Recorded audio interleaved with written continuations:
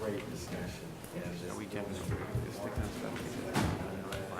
Item number 4 is an application for a certificate of appropriateness at 601 West 26th Street, the Starrett Lehigh Building, an individual landmark, docket number 13-6318, block 672, lot 1, an international-style warehouse building designed by Russell G. and Walter M. Corey with Yasu Matsui and built in 1930 to 31. This is an application to replace windows. This was last presented on January 15th, 2013.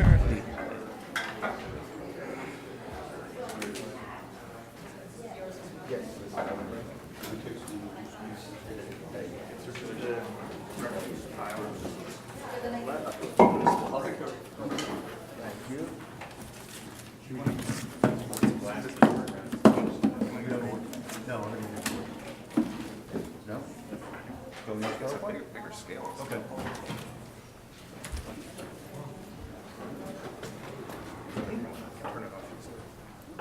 No, no, that's fine.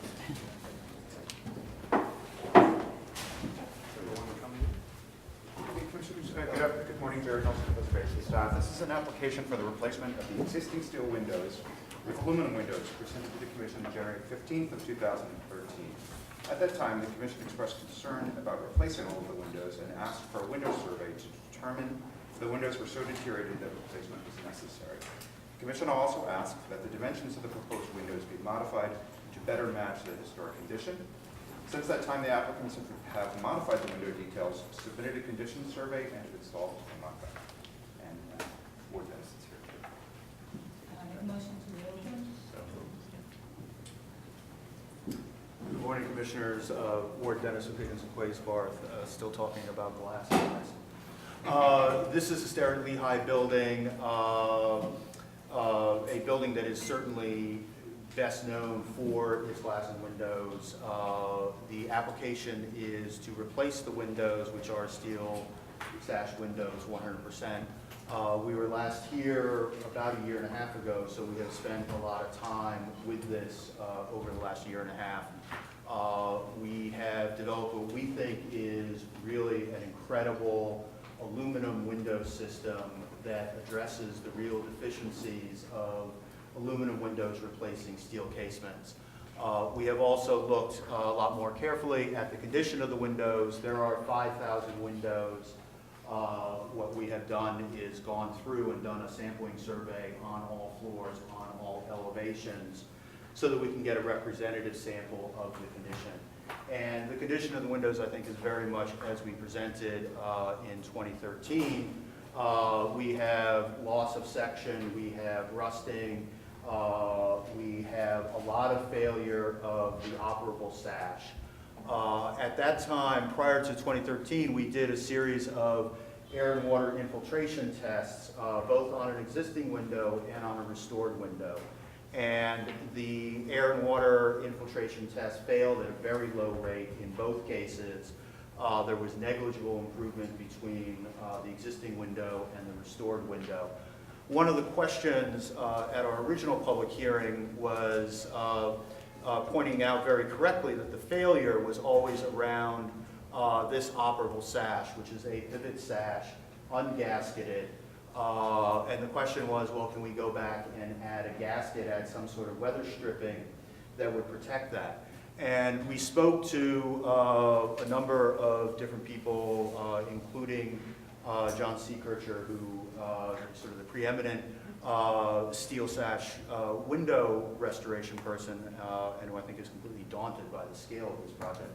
And the answer is really not, because as soon as you start adding in any sort of weather stripping or gasketing, you're putting a stress on the window. When you close it, these windows, you pull them shut, they close. They were designed for industrial purposes. They were designed for a warehouse, and they were designed in a way that they just had overlapping sections of steel. And that was an appropriate level of weatherproofing for a warehouse in 1930.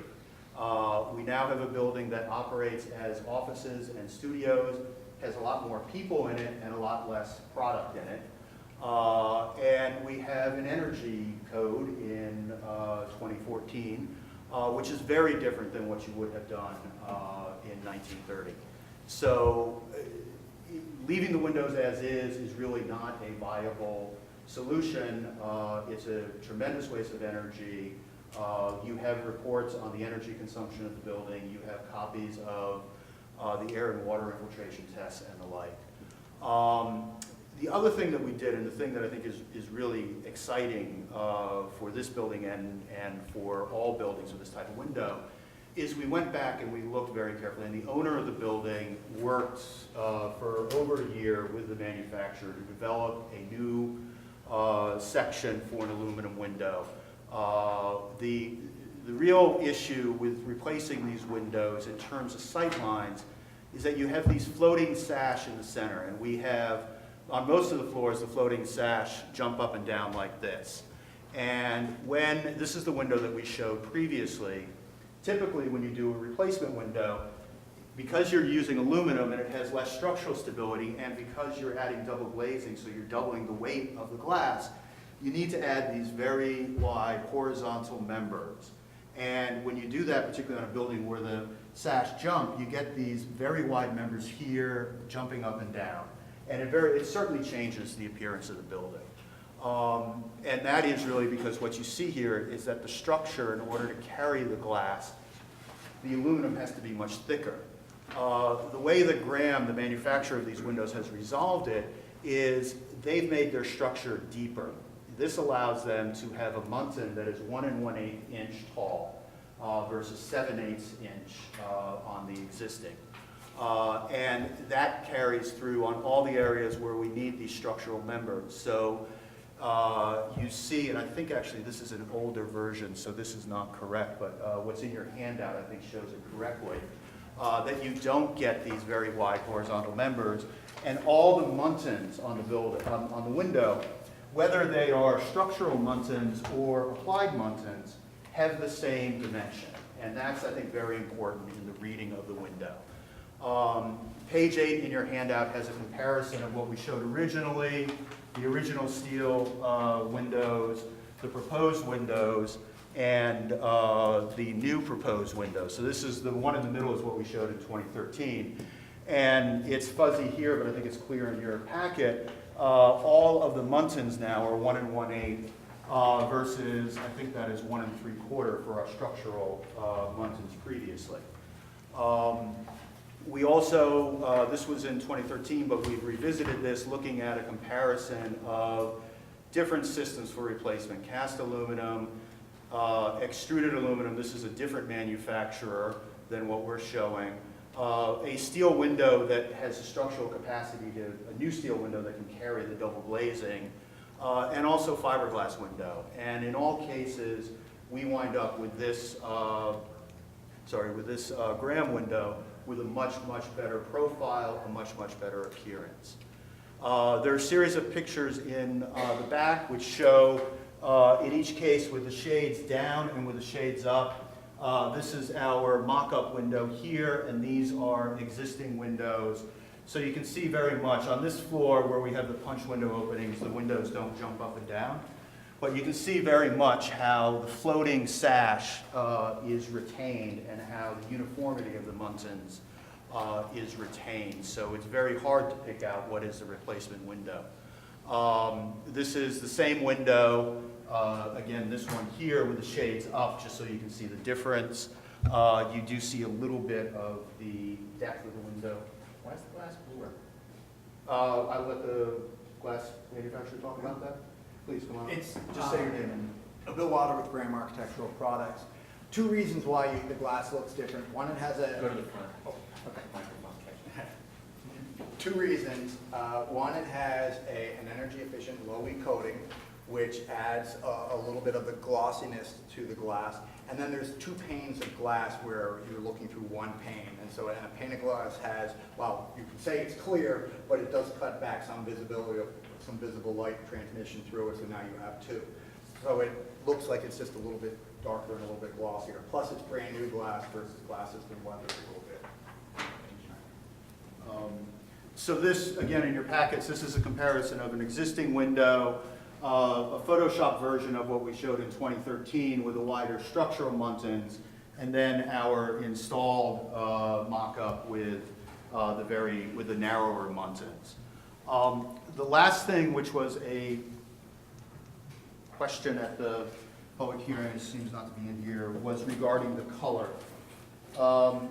The original windows, and this was pointed out in articles at the time, the original windows were painted green, and we knew from the articles that they were green. The green that was shown, which is correct up here, I think it's a little off in your packets, is a pretty bright green. The applicant wants to retain the black windows as they've been for many years. If you look at these historic photos, you'll see that originally in 1936, the building did have a light color tone to the windows. But even by 1940, or the early 1940s, you can see that they are starting to get darker. And the windows got darker and darker in both greens and blacks over the years. So the original color was green, this was identified, but we want to retain the black. Okay, thank you. I just have a few questions, and I think it'll be helpful for the commission to understand this as well. As you know, this particular building, Sterrett Lehigh, it's a designated landmark. It's also the historic district. Its architecture, which is an important example of industrial architecture at that time, is very much represented by its windows. Windows have an important, almost enormous effect of this building and its historic nature. So we have often in the past been concerned about the removal of something that's historic and its replacement. I think it's helpful for you to speak to that issue as well. I know that you've done a conditions report.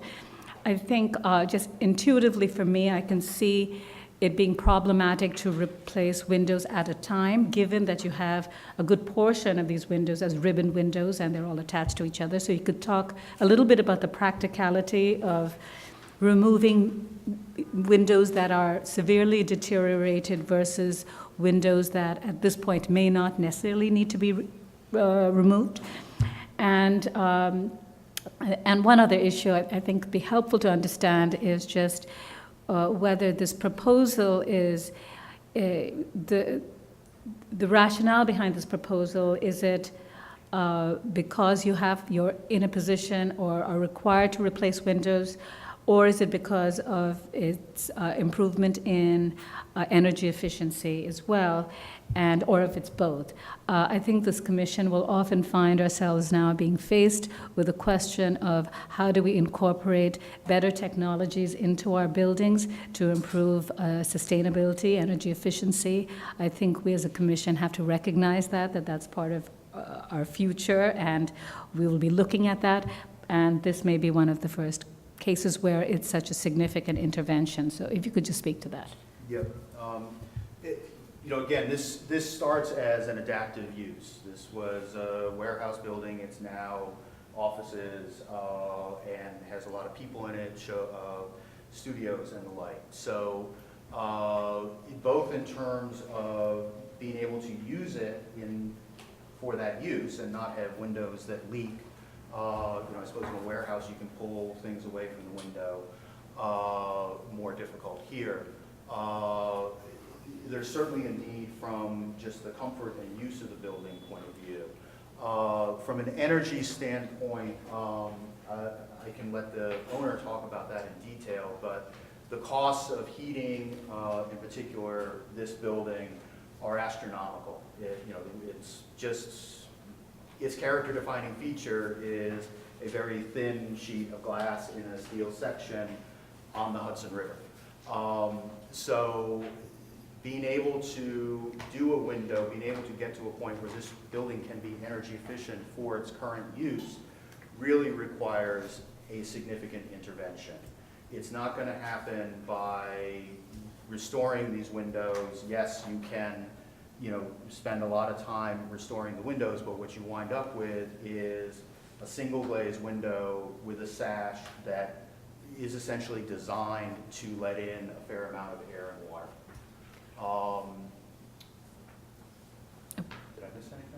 I think that covers quite a bit of it, yes. Questions? Adi? Adi and then Michael? So why not replace with steel? In order to replace with steel with double glazed windows, you would need to increase the section of the steel, which is shown on that comparison page. I think it's 8A. Yeah, I see it. So, you know, the existing windows with these very narrow 7/8 inch muntins and fairly shallow 7/8 inch muntins can't carry the load of, and I'm not sure they can even carry the depth of the double glazing.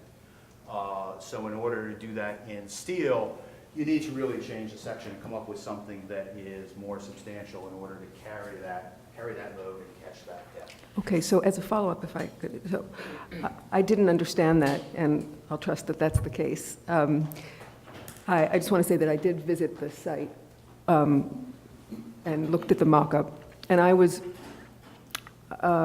really not ready to imagine that you could replace all of the steel with aluminum properly. But I have to say that in looking at the mock-up, and at the, you know, the sections are thin enough and that they're convincing. I think Commissioner Goldblum's question about the color of the glass is really the part that makes the system look really different from what was there previously. I think that while the sash is very important to this building, you know, if the proposal was to cut the building up or to remove the loading docks, that would be a real, you know, really undoing the remarkable aspects of this building. The loading docks, their scale and the footprint, and its continuous nature is, I think, what really distinguishes the building. So at this point, my sense is that the mock-up that you present at this aluminum section, the thinnest one, is reasonable. Right, I went to the site as well, and I think that given the fact that it may be virtually impossible to replicate it to its full extent, I think that the mock-up actually did something which I was concerned about, and that's that you have these internal sashes that are represented and that you will actually be able to still see that it's discerning, and you put the same rhythm as you have right now, I believe, right? So it's going to retain that rhythm. All right. Yes, Michael. Is this question, or are we giving our opinions? You can give your opinions here. We could close it, but I think this just allows the applicant to respond. I guess my question would be, in your investigation, you took John C. Kircher's opinion about any sort of standard upgrades like interior storm sashes, weather stripping, et cetera, took his word for it and didn't include those in a mock-up. You didn't include any of what would be standard improvements to existing windows and implement this. You did not do this. Gasketing, because over the long term, you would wind up again with a sash that leaks because you're putting those differential stresses on the sash and on the operator. So it was his opinion, and we talked to others, that doing some sort of retrofit of gasket, weather stripping, whatever that may be, around the sash would lead fairly quickly to deterioration of the sash, and then you wind up with a different kind of maintenance problem. Did you look at any of the National Park Service or Department of Energy reports having to do with upgrading of steel windows? Yeah, I mean, we looked at a lot of different things. We looked at things like laminated glass, which can reduce the energy coefficient coming into the building and the like. That addresses some of the issues, but doesn't address the real air and water issue with the operable sash. Storm windows become an operations problem because then you can't get to the sash to operate them. You also can't get to the windows to maintain them. At what level are windows operational here? You have central air conditioning in most of the building? We don't. And actually, if you look at some of the pictures, you'll see that, you know, the windows are used and they are open, particularly depending on the weather and the time of day. So. All right, yes, John? Considering that the windows are all custom with a capital C, I was just wondering, it's perhaps an ignorance question on my part, is there anything that can be done to the glass to change that, the impact of the different colors? Because the folks who visited, apparently, it's pretty obvious, but is there anything that can be done about it? I mean, Bill can answer in detail, but I think that we can look at what the coatings are to try and address some of that. The introduction of double glazing inherently change the appearance of glass, so I'm not sure that can really be addressed. But are there other coating that stand up? There are,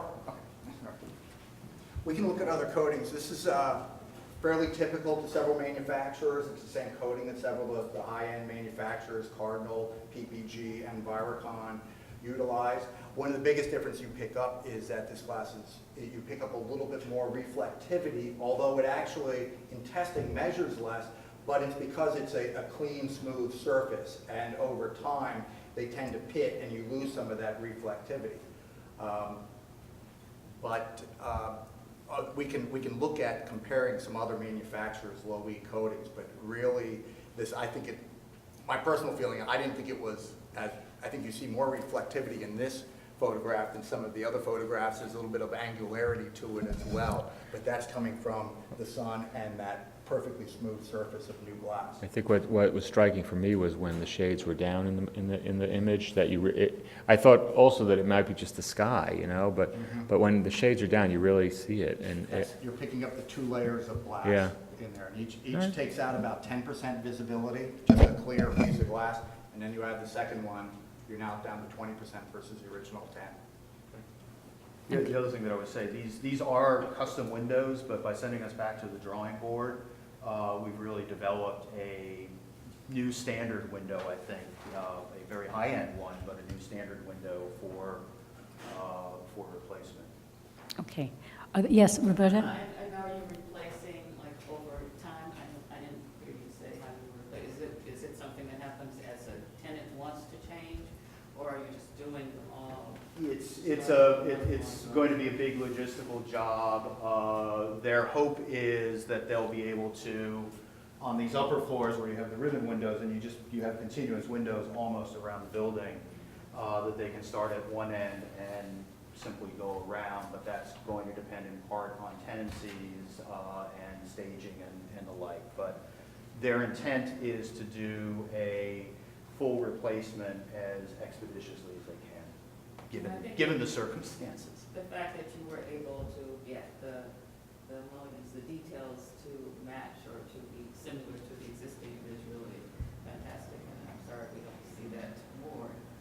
Yeah, well, I mean, hopefully now you can. Because people keep saying it can't be done, and so it's really good to see that. I mean, this did take a year of really pressuring the manufacturer, working with the manufacturer, and they were very cooperative. Just quick question about the cost. May I ask the difference between aluminum and steel? I do not know. I'm not sure that Right. the price, the cost. In this case, the steel's a lot Right. more, right? I mean, I don't know that there is a substantial cost difference. I mean, when you get into this level of aluminum window, this might be pretty expensive aluminum window. Seekircher was. Seekircher's Michael out of Trogater's control. office. Yeah. Seekircher was talking maybe in the 4 range, and the product would be out for 2 to 4 weeks. What does that mean for Ray? $4,000 $4,000 per window. More? One window, is it the One. 3? One. Okay. I'm sorry. Is it window 3? Yes, if you could come here. We defer to Marcello. So we actually ran budgets that we've gone through. Just a little detail of kind of our thinking is it's, in addition to what we've discussed, one of the things that we've gone through is we did a sound attenuation test. And if you actually went inside, if you stand in one space and you stand in the conference room that we actually put the new window in, it's dramatic. And that was probably one of between the water that was infiltrating into the spaces, the heating and cooling costs that they were having was sound. So they couldn't conduct business. And this has actually been unbelievable to see the difference. But just to the cost, we looked at it from a budget standpoint. The cost of just supplying a steel window It wasn't a thermally broken steel window, so we'd still have an issue where one of the things that it's not thermally broken, we have condensation issues that happen on the interior, is either the heating or the cooling on the interior and the temperature differentials. But the cost of just supplying the steel windows was as much as the cost to supply and install the aluminum windows. It's kind of where we ran with it. And from a schedule standpoint, the fabrication, we were having issues in terms of trying to get enough. We are looking at plans at doing a facade at a time, or half a facade at a time. And most of the stuff that we've modeled is we'll be doing the work in the evenings when the tenants aren't working, and kind of working our way on sections of the facade. And from a restoration standpoint, I mean, we were looking at 15 years because there are only sea curtain. Right. And it's just, and from a cost perspective, what we were looking at, the cost associated with refurbishment was doing absolutely nothing for our tenants, in the sense that they were just getting a window that looked prettier, but from them being able to conduct business and from an energy perspective, it's just tremendous to see in the models that we've done, the difference in energy consumption. We've been putting quite a bit of capital expenditure in new roofing systems. We're looking at new windows. We really want to do a beautiful restoration of the building. So I think those are what's been driving for us. Okay. Are there any other questions? All right, we can close the hearing. Okay. All right, questions and comments on this? I know that, I think it was at least helpful for me to understand the rationale about changing these windows at one time, even though that may not be what we normally would want to do. I think the idea of energy efficiency, I think the fact that this is driven by an adaptive reuse that uses and restores and activates this building is a very positive thing from a preservation standpoint. I think it's the idea of energy efficiency is very important to I think just modern living, and is a good goal. And it seems that part of that really does require, in this case, all the windows through this custom manufacturing program that they have. Michael, I know you've raised concerns about this. I just am concerned from the point of view of this body actually, in its designation, discussing what a character-defining element that the windows are to this building. And essentially, in my rough estimation, this is a building that is windows that happen to have some masonry attached to them, and they are the most important element on this building, and thus are, to me, to be considered as artifacts. Given that, every effort should be made to come up with a system, come up with whatever is necessary to first investigate the possibility of saving these windows, which I don't believe the applicant has done in their investigation. And second of all, yes, in a perfect world, you just throw these old windows out and you put a bunch of new windows in and everyone goes away happy, except it's the responsibility of I, as a commissioner, and I feel this body, to preserve what is essentially important to a building like this. And for me, it's the windows. And so I realize I'm going to be the preservation troglodyte here, but there is no way that I can, with good conscience, allow the presumption from the beginning that these windows are going to be replaced and coming up with something similar when I think that the windows here are the artifact. All right, other comments and questions? Are the other commissioners comfortable then with moving ahead with this? Yes, Michael? What this reminds me of is I'm forgetting the name of the building, SOM, right across from Lever House. Lever House. There you go. Or Seagram's is one of the two. So, the brain is screwed up. Lever House, the example of the Lever House restoration comes to mind with this, where that too was That was all the building was the glass. And I think that we confront the two horns of preservation, which is the notion of the artifact and the notion of the design. And I think that I share Michael's concern about the artifact preservation aspect of my job here. But I think that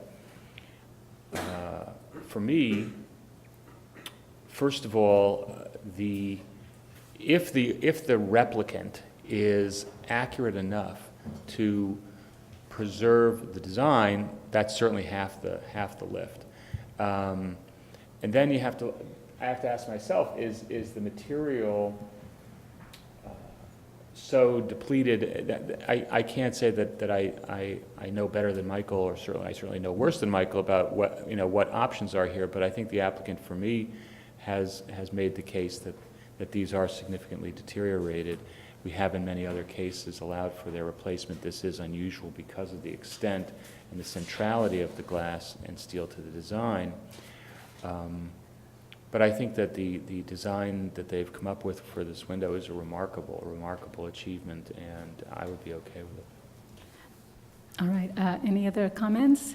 Other commissioners, I recognize, Michael, your concern about that, but other commissioners are fine with this and we can proceed? Yes. No, I think in this case that because for me anyway, because the windows proposed is such a close match to the existing, and because of I think it's because of the dimensions and because they are such a close copy of the other, that I could vote for it. I think, though, that they should have, in hindsight, have done just this investigation to show us that we should know, since it is an individual landmark, it would be good just to see, to have seen for sure that the existing window. Right. is the only. Right, they did a study, and I don't know if you had a chance to look at it. It's based on a random sample. It's not that they checked every window.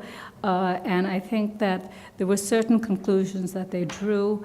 They put different categories. The few that stick out in my mind had to do with what they considered severely rusted, and they provided photographs of that. I think they came up with a 50%. I'm just talking about the part of having doing solutions that included, proposing something that included the existing windows, So that they're bad, but then, Right. and I think that their explanations, are okay in terms of explaining why it doesn't work. But I think that because the building is an individual landmark, we deserve to, we should see Right. more that they tried and it doesn't work, and you see this is what happens.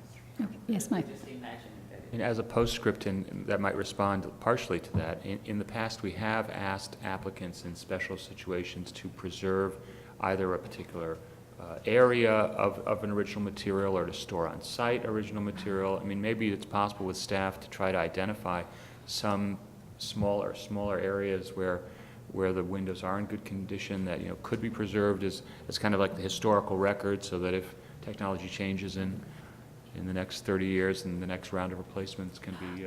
Right, but we can ask the staff to work with the applicants on that. It seems that it will probably be, if I should venture, at the lower floors where it's most visible for people to see, because, up in the air you can't see it.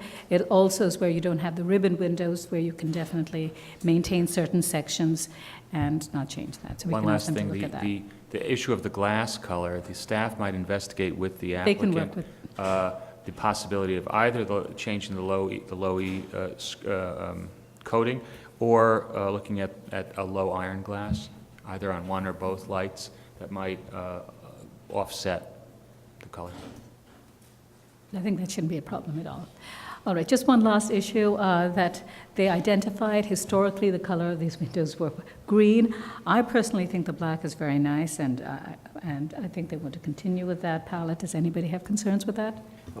They were black when the building was designated. They were black when it was designated, and I believe they said from the 1930s or late 30s, it had already started changing in terms of the color. So I think we're all comfortable. Yes, in a perfect world, I would think that they should be green, but I think, you know, we see sometimes changes over time of windows, and because it's been such a long time, it's probably the color black is associated with the building, for living. But I think it in fact may even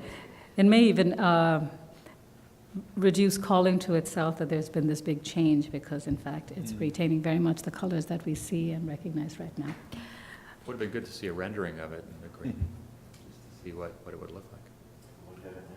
No, in the green. I don't know. I think we're fine with the black. Okay, all right, so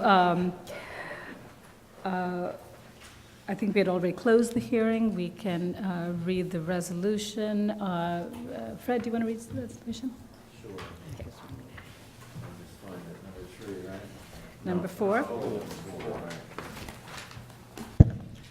On the matter of 601 West 26th Street, the Starrett Lehigh Building, an individual landmark, the application is to replace windows. I recommend approval, noting that many of the existing windows are deteriorated and warrant replacement.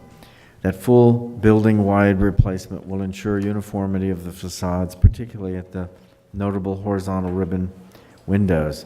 That the proposed multi-pane aluminum windows will match the original steel windows in terms of configuration and dark painted finish. That the dimensions and details of the proposed aluminum windows will closely match the details of the original windows and maintain the horizontal ribbon window effect of the historic windows. That the awning style operation of the proposed multi-pane aluminum windows will vary only slightly from the center pivot style operation of the historic multi-pane steel windows and will maintain the appearance of the prominent feature. And that replacement windows will not detract from the special architectural character of this individual landmark where the ribbon windows play an important role. Second. All in favor? Aye. Any opposed? Opposed. Thank you. This application's been approved.